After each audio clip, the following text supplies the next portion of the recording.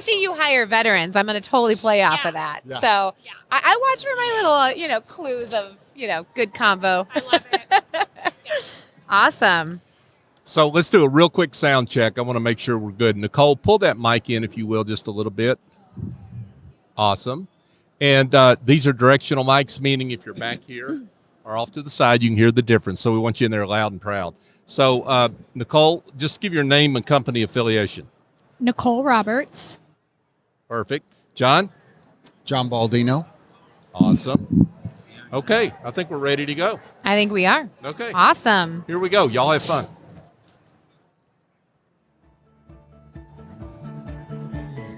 Broadcasting live from the SHRM 2021 conference at the Las Vegas Convention Center, it's time for Workplace MVP, brought to you by R3 Continuum, a global leader in workplace behavioral health, crisis, and security solutions. Now, here's your host.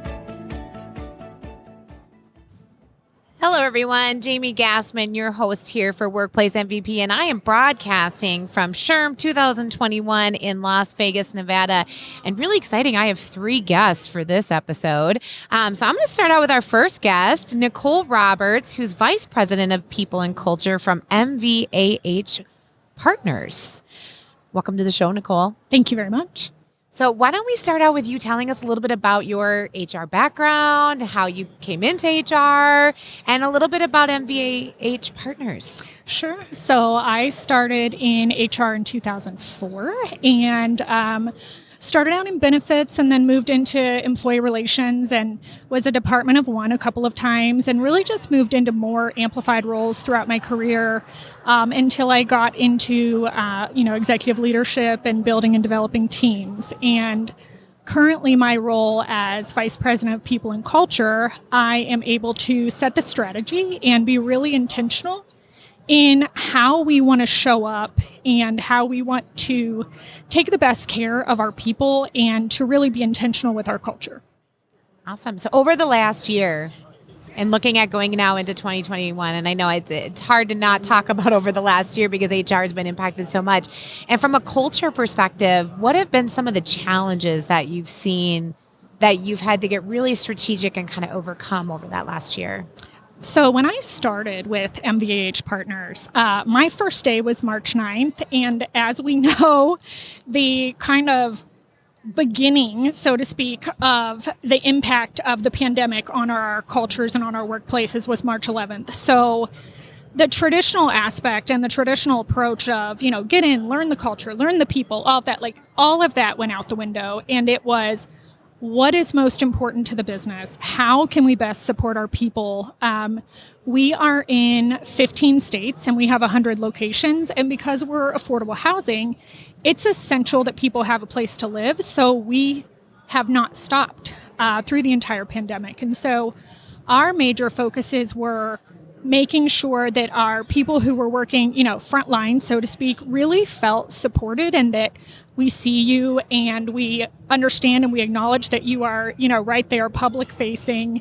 And one of the things that we've done recently is we implemented Core Links.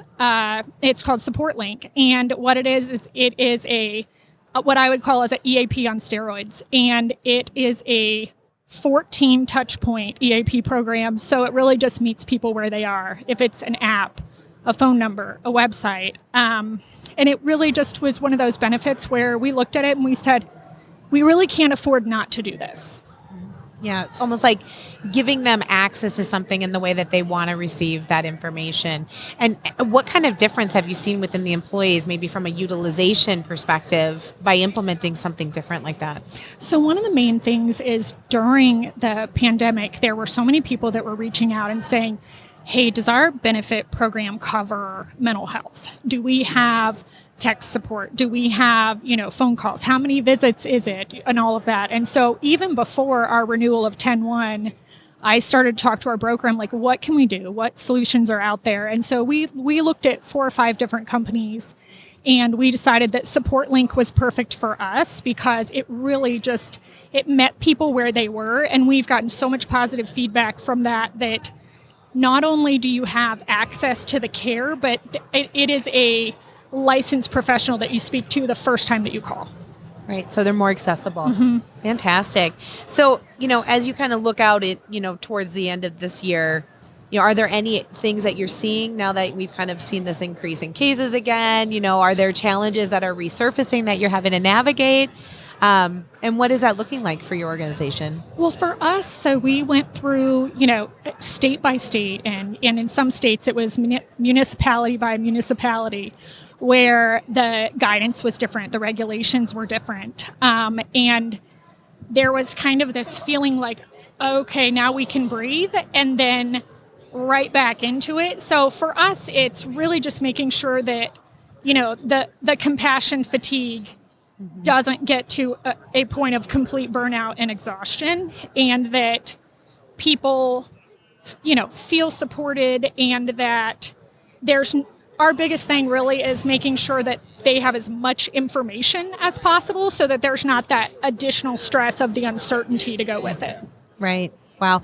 And isn't compassion fatigue and burnout becoming some of the most common things we're hearing across multiple industries, but particularly those frontline kind of essential worker, here we go again, kind of, environments. So and I know you've got this program, but are there other things that you're seeing with that compassion fatigue and burnout? And are there ways that employers or HR people can be looking at that and doing things to help out? I think one thing that we really need to pay attention to as well is it's not just our employees, it's HR. I mean, part of how you build resilience is you have that period of rebuilding, and we just aren't having that in this case. I mean, some of us have been, just full steam ahead for so long that we haven't even stopped to feel authentically how this actually is for us. And so I think from that aspect, we just need to really grant each other a lot of grace, and we need to make sure that we're caring for one another, coming into situations with, that positive intent, that benefit of the doubt, and asking, how are you? Not just, what do you need? And, what can I get for you? And, from a benefit perspective or anything like that, but really at the personal level, how are you? How are you dealing with this? Do you have kids that all of a sudden have been sent back home, or, what's going on with you? And I think that the biggest thing that we can do as HR is to not only be there for our employees, but for each other. Oh, that's a fantastic way. And SHRM is a great place to be able to do that. Reconnect with colleagues you probably haven't seen for a while. Well, thanks, Nicole. We're going to go into our next guest here, John Baldino from Humareso. Excellent. Did I say it right? Yes, awesome. Humareso. I tried really hard to, You did a great job. punch that up for Fantastic. you. Yay. So, John, why don't we start out with you introducing yourself, telling us a little bit about your background. Sure. Tell us a little bit about Humareso and kind of give us a little bit of background on you. Sure. So I'm one of the old ones here at SHRM. Yes, I'm getting head nods. This month actually is my 30th year in human resources, and I started out in personnel because that's kind of what we used to be known as, and I started out in the retail world, and my career just evolved from there in leadership development and organizational design and development and HR stuff, right, over the past 30 years. And so Humareso is my HR consulting firm that I began a little over 9 years ago. And it's been a great ride. I mean, really, it's been a lot of fun because we do a lot of great work with organizations of various sizes across the country, a little bit international.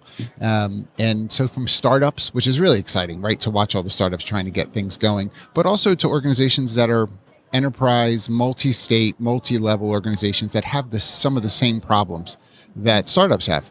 And trying to figure out a way to be customized in the approach to handle those problems because of their specific details. But there's a lot of similar application, right? So it's fun for our team to get to be a part of those things. Yeah, and I imagine as a consulting firm, you see everything. I mean, unfortunately, everything. Everything. So and videos. Yeah. So Yes. Yes. Okay, so everything. Thank you. Yeah. Yes. I have to add that, right? So talk to me. What are some of the, from I'm looking at the last year because I Sure. think that's really top of mind for a lot of people. But, what are some of the things that you've seen in the consulting world that have been growing kind of trending concerns or challenges that HR teams or employers have faced? Yeah. I mean, obviously, I know Nicole just did a great job talking about COVID response, and you can't ignore that. Right. But there's some residual in that as well. And so we're seeing some difficulty when it comes to talent management and talent acquisition. We're also seeing difficulty when it comes to compensation management. How much do we pay people now? You know, the rate of pay is changing so quickly. I just was sharing this with somebody else. You know, again, I've been doing this a long time.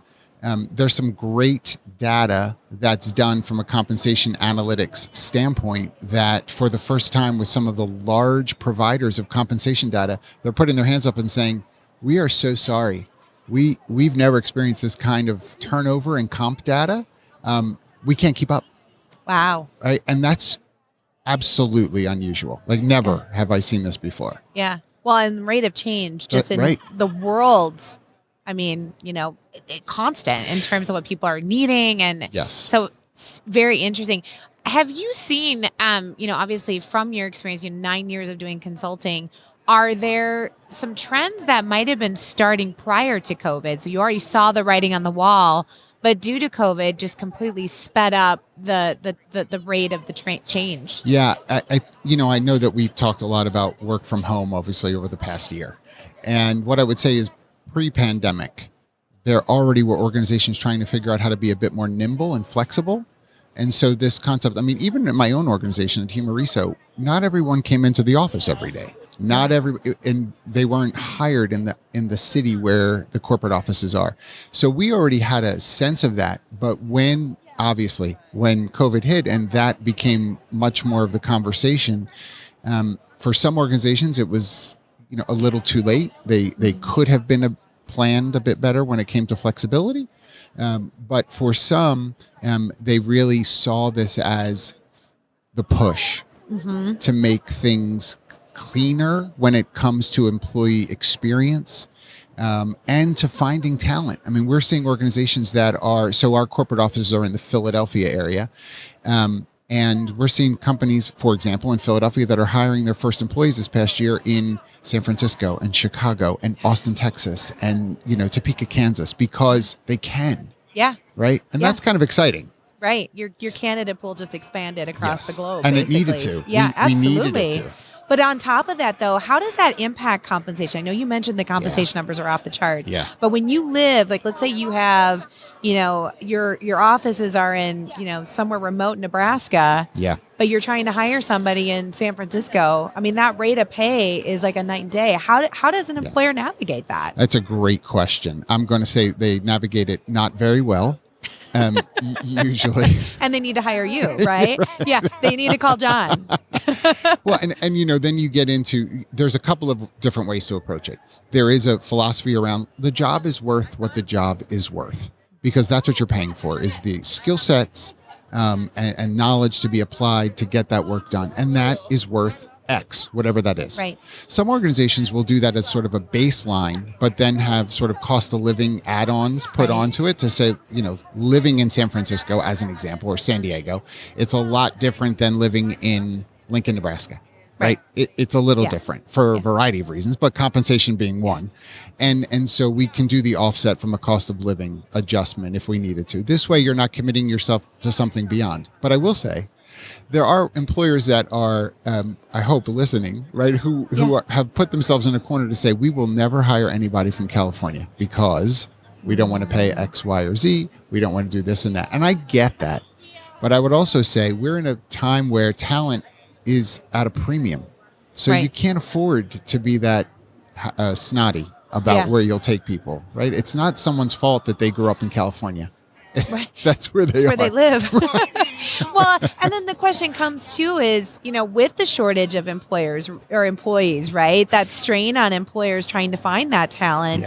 Yeah. To your point, sometimes they can't really be overly picky, but how they got to get into a certain mindset. So if you were going to coach somebody and can kind of consult on how they should be approaching that, especially in today's hiring world, what would be some of those key things you would remind them to do? Yeah, that's really a good question, right? So one of the things that I like to do and our team does is the hiring manager or executive who is having these thoughts. We try to say to them, okay, we're going to take out a piece of paper, right? Old school, grab a pen, old school, and write down the top 10 tasks that you have in your job. your job. Yeah. And, we'll watch them write these 10, and I'll say, when you started here, could you do these 10? And really have a heart-to-heart about, right? Well, I could do 6 out of 10 of these. I couldn't do all 6 as well as I do them now, but I had an understanding. Okay, if I had your resume today, you wouldn't let me hire you for that job. Ooh, right? That just got deep. Right. So That's awesome. Yeah, you're welcome. But you cause them to have a reality check. Yeah. Like, you've been in your role maybe for 6 years. You're very comfortable. You know what you're doing. You've had job enlargement and enrichment and have grown with it. Yep. You are not looking at it with those same eyes anymore to remember you need to do that for this person who is bringing, one of the things, and I know that this is going to come up probably a little bit later too, but when you put out these job postings with these qualifications or what's there, we have some people in our country who will look at these qualifications and self-select out.